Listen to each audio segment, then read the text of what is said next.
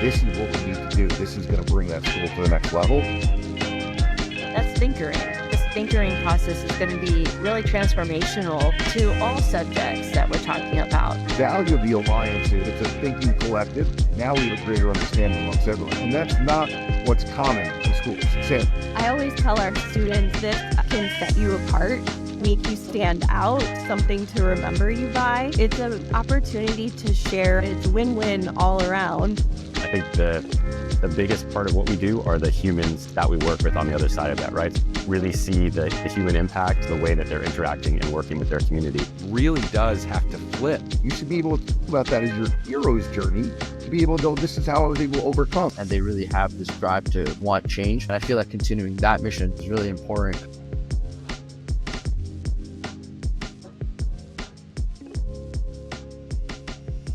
Ladies and gentlemen, now that we're recording, I purposely did not put on a collared shirt today because if Anthony sees me in collared shirts, then I have to show up to board meetings that way instead of in farm attire with chickens in tow. So I have an important precedent to set. Don't set the expectation, Yeah. Welcome everybody to Thinkering Minds, where we explore bold ideas, reimagine learning, and connect with people who are making education more creative, more fun, more human, more impactful. Today we're joined by Anthony Vu, founder and CEO of Villagr, an organization dedicated to bridging the resource gap, making public schools more equitable by providing art supplies to underserved, underfunded classrooms. Anthony, we're excited to dive into your journey, the mission, and how creativity in the classroom can transform education. Great. Yeah, and I'm happy to be here. Yeah, I think there's like an opportunity for equitable education all across the country. And so, yeah, excited to chat with you further. Yeah, I think it all starts with everybody understanding that there's an issue. And that's like the first thing that we have to tackle is the lack of awareness. And it hit you in an interesting way. You got your start in, Silicon Valley doing tech work. Tell me a little bit about your career start and how it led you to developing Villagr. Yeah, so grew up in California, Northern California, in San Jose specifically.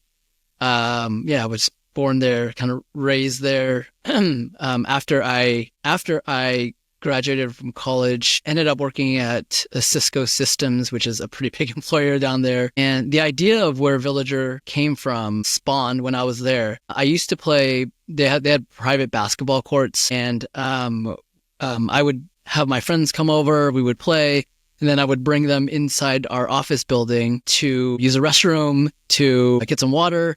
And one of the times, one of my friends, who was a board member on Villagr, he walked by the supply room and asked, "Hey, Anthony, can I grab some supplies?" And I was like, "Yeah, sure, grab whatever you want." And I was like, "What do you need supplies for?" Because he was grabbing notepads, papers. And I was like, "This is a little excessive just for one person." And he noted to me that it was actually for his classroom because they did not have enough supplies and teachers had to go out themselves and purchase them. And so that's always stuck with me. Just in my mind, it's just like, man, this is crazy. There are billion-dollar companies in Silicon Valley, and we still have underfunded schools where teachers need to go out and buy their own supplies. That's, fast forward to a couple of years ago, how the idea of Villagr came to fruition. It's just like, I wanted to help the community. I always cared about equitable education, having gone through public school myself.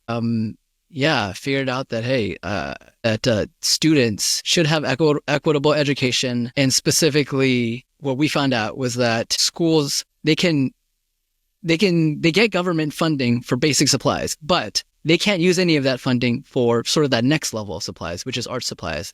And that's where we are focusing at Villagr, is to provide art supplies for these public schools that don't get any art supplies. I like that. There's it's like a little bit of a Robin Hood story there for the for the start of Villagr. Yeah. And it paints like a perfect, as a marketing person, that perfect picture that I always think back of.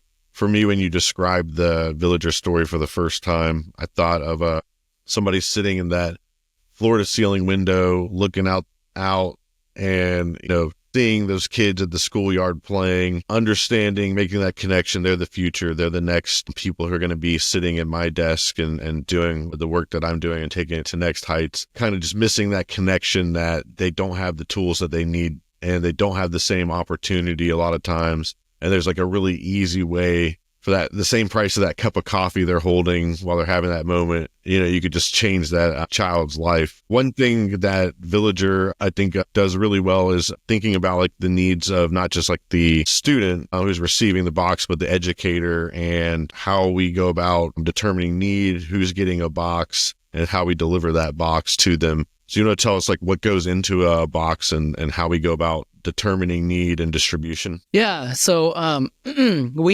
we did a lot of analysis early on about how do we figure out what schools have the most need for these art supplies. And so our sort of process and working with some of our education team members was to take a look at state data. And there's a metric that is, I guess, categorized as percentage of students that are eligible for free or reduced price meals. And so we took that data, figured out what schools were had the highest percentage of that eligibility, and then reached out to them and said, "Hey, do you guys need art supplies?" And of course, they would love to accept any supply. It was actually a little bit sad, just considering some of their stories saying that they would they would figure out any way to use any supply that was donated to them. And so, that's how we identify our target schools. Specifically for teachers, we wanted to go beyond just like, here's some money, figure out what you want to do with the supplies. We talked to school districts and they told us, you can't just donate money. It has to, if there's like $1 you donate, you have to go through paperwork with the district. And we wanted to make things as easy as possible for teachers. Teachers are already inundated with the students they have to teach, with low resources and time that they don't have.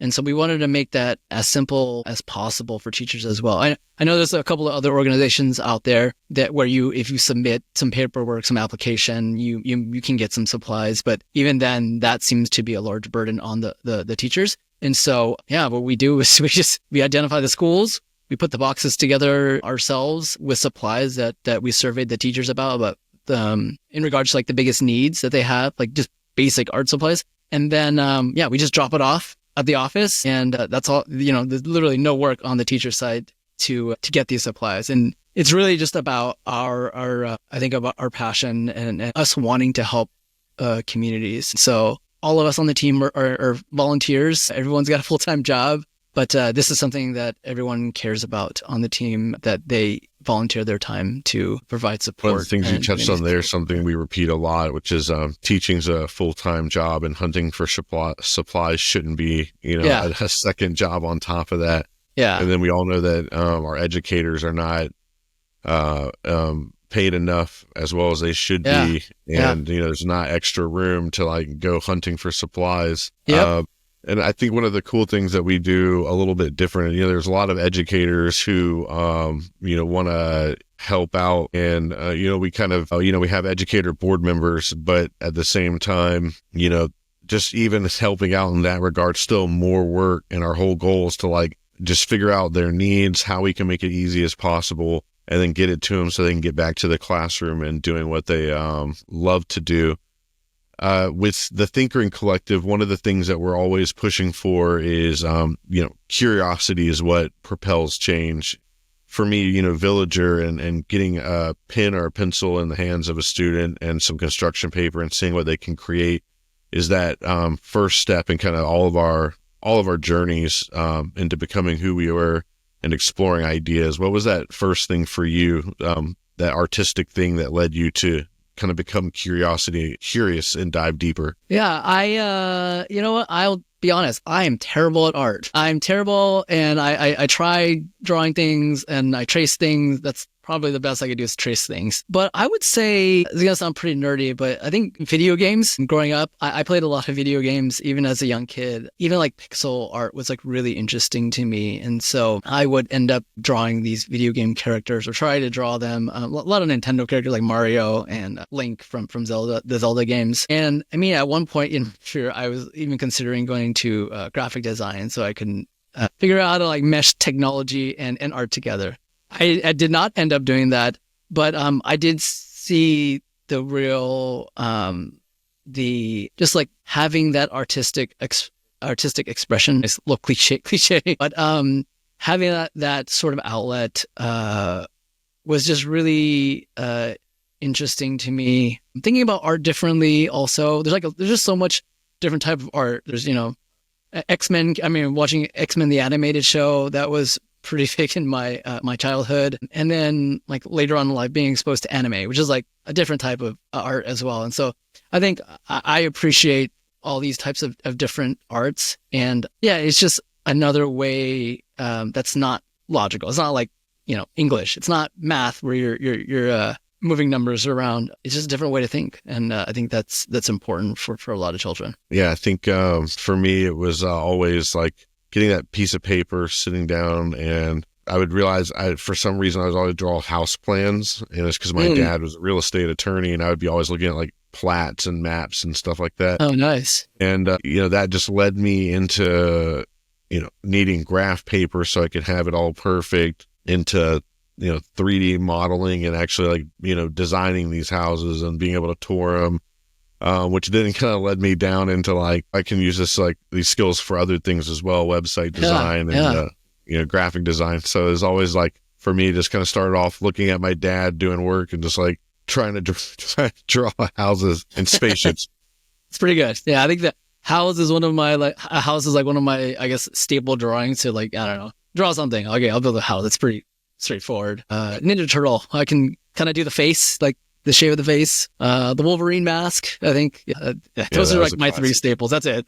Not even good at any of those. So, what's a powerful Villagr moment that you've witnessed, or kind of a moment where it came full circle for you for the first time? Yeah, I don't know. I'll be pretty honest. I think having a full like board member group going out and executing a plan. As you know, Shim, I originally started this nonprofit with literally zero background on nonprofits.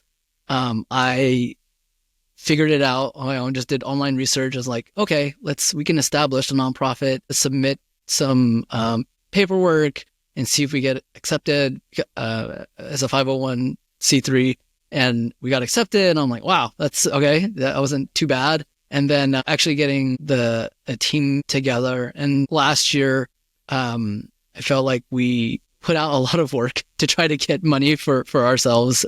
Again, being a volunteer team and also, working volunteer hours, we applied for, I think almost like 100 grants, like all together, to try to get funding. And, it's not always easy. I don't think we got one grant given to us, which is fine. But I think a lot of this is persistence too. And a lot of like failure, at least to me, I learned a lot from that. And so, I don't know. This whole experience has been, but just to say that, Villagr's a 501c3. We have like a board member group, and we're working on a larger plan. I would have never imagined this just like a few years ago. And so I feel like we're all on the same page. We're all working towards something good, and we're just slowly growing and just chipping away. As we were about to sit down and record, I had a funny kind of shower thought, which was Anthony set out to save teachers time, which makes them more effective at their job, more empowered, which helps the students, and that impact extrapolates.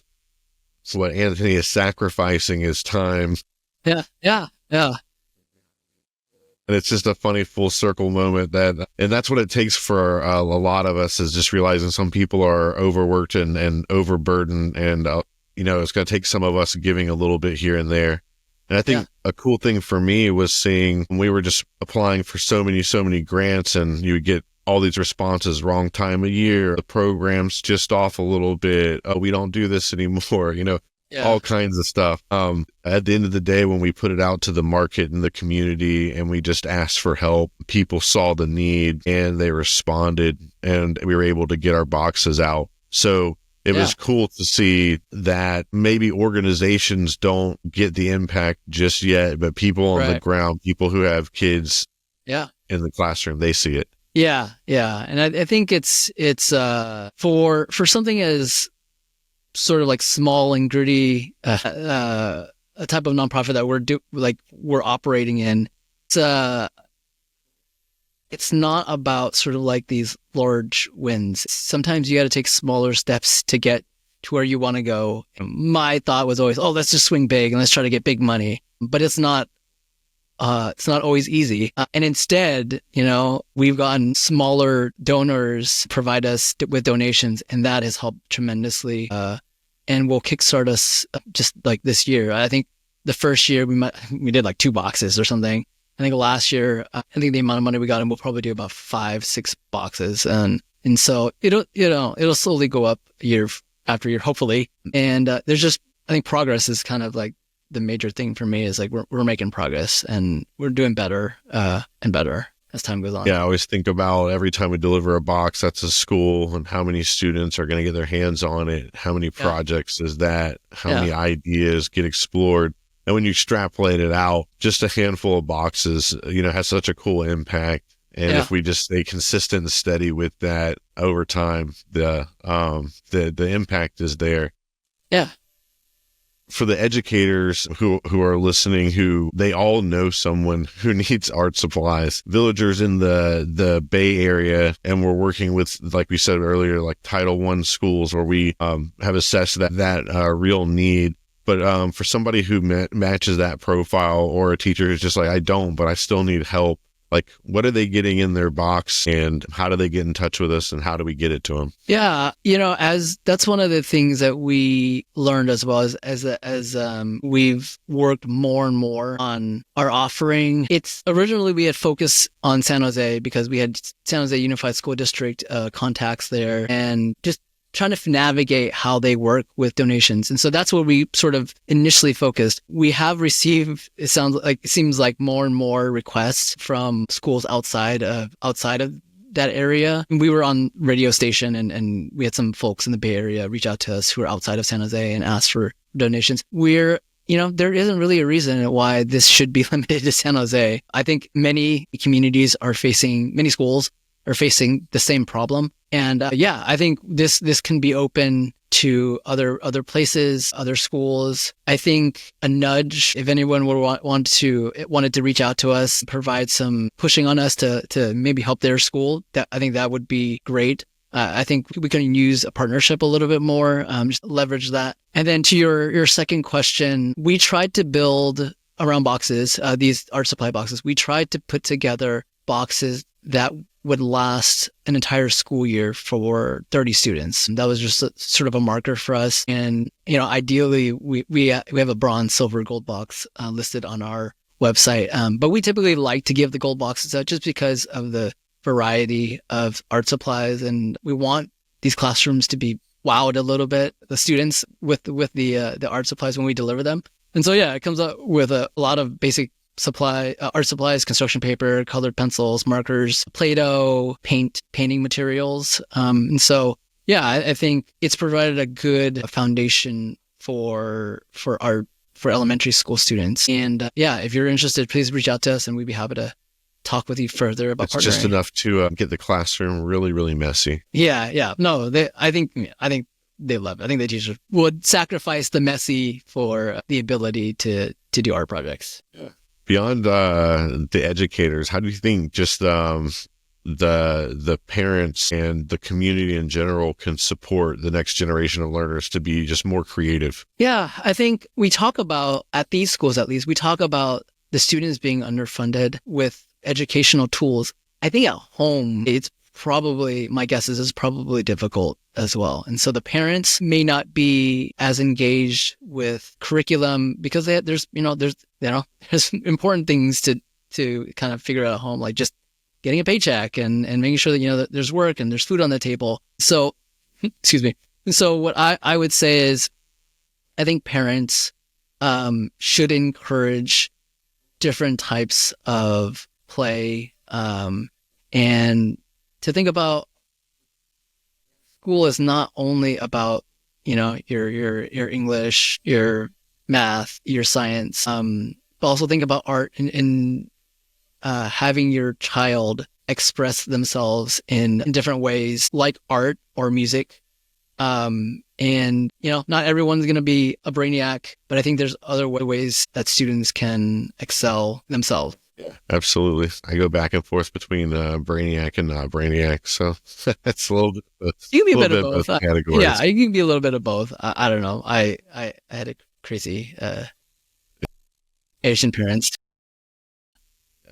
I appreciate you coming on. I appreciate getting to be a part of Villagr. It's always super fun and uplifting to just get to give back and know it's going to kids and know it's going to an organization that's not wasting money on subscription fees and paying staff salaries and coffee hours. Like every single penny and every bit of effort goes into putting together art boxes for kids in the classroom. So that always puts a smile on my face when I think about it. To our listeners, we are going to hear about us at a minimum twice a year doing our back to school push and our Giving Tuesday push. So you'll be hearing from Villagr as we ask you to participate in getting boxes to classrooms. And to the educators out there who are listening, we know you know someone who needs help, even if they're not in the San Jose or Bay Area. And we'd love to talk to them, learn more about needs, and get conversations going.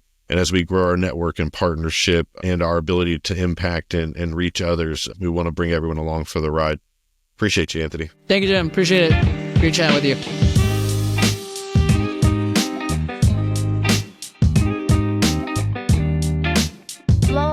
Love the term thinkering, and we'll definitely use it in my classroom. The kids will love it. This is where we can be that peer support network with each other. When the big picture clicks, it's beautiful when you get administrators and teachers together. You can't be a leader of other people if you can't first lead yourself, right? Helps the educator have a very clear and structured framework. Becomes this real community hub. If you're a great educator, you're looking for the most powerful moment. Can we inspire kids to believe that the world needs who they were made to be?